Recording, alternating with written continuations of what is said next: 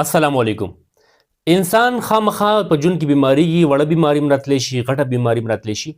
خو زموږ په ملک کې بدقسمتي دا ده چې انسان کله بیمار شي هغه لاړ شي ډاکټر ته، نو ضروري نه چې هغه ته چې کوم ډاکټر دی هغه میلاو شي. ځینې ډاکټران داسې وي چې هغه په اصلي معنو کې ډاکټر وي، مسیحا وي، او ځینې داسې وي چې هغه کاروباري ناست وي، هغه مریض ته د ګاګ په نظر ګوري.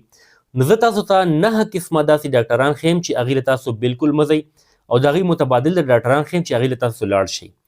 دا ویډیو به تاسو له انشاءالله ډېره فایده درکړي. هغه خلک چې هغې ډېر تعلیم یافته نه دي، کم تعلیم یافته دي، انپړه دي یا سادهګان دي، کلو کې اوسېږي، هغې ته د دې سیسټم پته نه ده. دا ویډیو به هغې له ډېره زیاته فایده ورکړي. په لومبي نمبر به هغه ډاکټر له بالکل نه ځئ چې هغه سره خپل میډیکل سټور وي او هغه چې کومه نسخه ولیکي هغه وایي چې د دې سټور نه دوایي واخله، د بل نه به نه اخلي. داسې ډاکټر له به بالکل نه ځئ. اوس به تاسو وایي چې داسې به کوم ډاکټر وي، ځکه چې هر ډاکټر ځان سره سټور کولاو کړی دی. نو ډېر ډاکټران داسې شته په صحیح معنو کې پریکټس یې کوي چې هغې صرف فیس اخلي او میډیسن لیکي.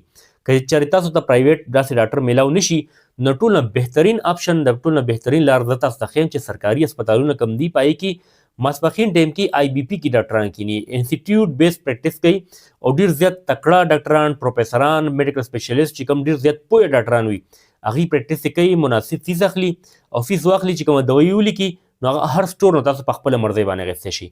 نو ټول نه بهترین آپشن دا دی چې تاسو سرکاري هسپتال کې چې کوم ډاکټران پریکټس کوي هغې ته لاړ شئ. په دویم نمبر به داسې ډاکټر له بالکل نه ځئ چې د هغه نسخه باندې صرف د هغه سټور والا پوهېږي. مثال هغه نسخه ولیکله، دوایي ولیکله او هغه سره چې کوم سټور میډیکل سټور والا یې صرف هغه په هغه نسخه پوهېږي، په هغه دوایي پوهېږي او هغه نسخه تاسو بل سټور ته یوسئ او هغه وایي چې یاره دا دوایي خو به هغه ځای کې میلاوېږي چې کوم ډاکټر دا لیکلې ده. دغه ډاکټر له بالکل مه ځئ.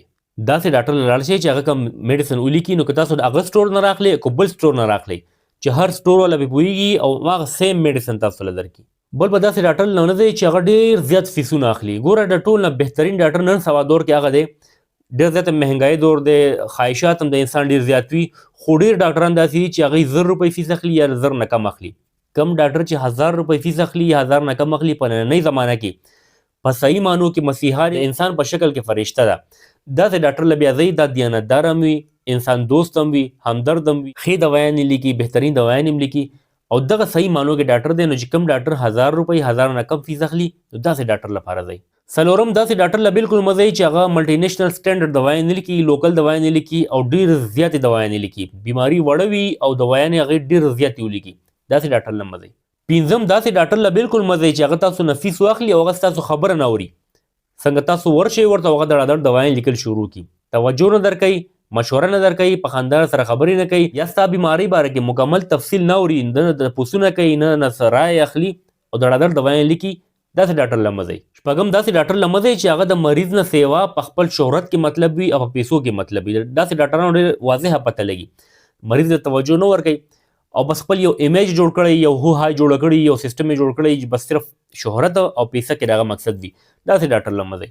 اووم نمبر باندې داسې ډاکټر له بالکل مه ځئ چې هغه غیر ضروري ټیسټونه لیکي، د ټیسټونو یو انبار جوړ کړي هرته. ستا وړه بیماري وي یا په یو ټیسټ دو باندې پته لګي، ډایګنوز یې کېږي، تشخیص په هغې کې وشي، هغې نه باوجود هغه غیر ضروري ټیسټونه لیکي. داسې ډاکټر له مه ځئ. په اتم نمبر باندې داسې ډاکټر له بالکل مه ځئ چې هغه مریض په خوف او یره کې ساتي، مریض یروي او علاج ورله کوي. په میاشت کې مریض ټیک کېږي او هغه یروي او شپږو میاشتو 7 میاشتو د هغه علاج جاري ساتي، یا یو خوف کې ساتي چې یاره خره چې په ټایم راغلی که نوی راغلی داسې چل به شي، یا که ته دوایي نه خوري داسې چل به وشي، یا په میډیسن باندې دغه مریض کار کېږي خو هغه سرجري ته اپریشن طرف ته بوځي. داسې ډاکټر له مه ځئ. په نهم نمبر باندې چې کومه ضروري خبره ده، داسې ډاکټر له بالکل مه ځئ چې د هغه کلینیک صفا سوتره نه وي، ګیر چاپېره ماحول صفا نه وي، هغه سره واشروم چې کوم دی سهولت نه وي مریض لپاره، یا واشروم وي خو هغه ډېر زیات ګنده حال کې وي، مکمل سیټ اپ یې ګنده وي، لکه خاص کر ډینټسټ شو یا سرجري کول والا ډاکټر شو چې د هغه کوم اوزار دي کلینیک کې موجود و هغه صفا سوتره نه وي. نصیحت په ځای د دې نه بیماري خورېږي، د انفیکشن خورېدو خطر وي. نو داسې ډاکټر له هم مه ځئ.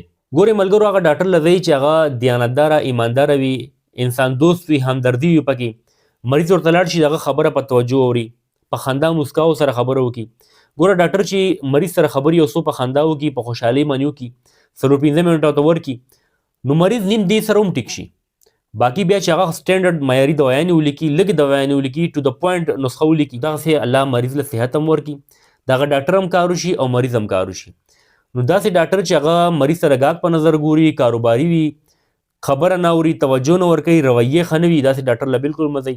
چې کومه ښه ډاکټر وي، انسانیت پکې وي، همدرد وي، مسیحا وي په اصل مانو کې نو داسې ډاکټر له لاړ شي. امید ده ستاسو به دا ویډیو خوښه شوي وي.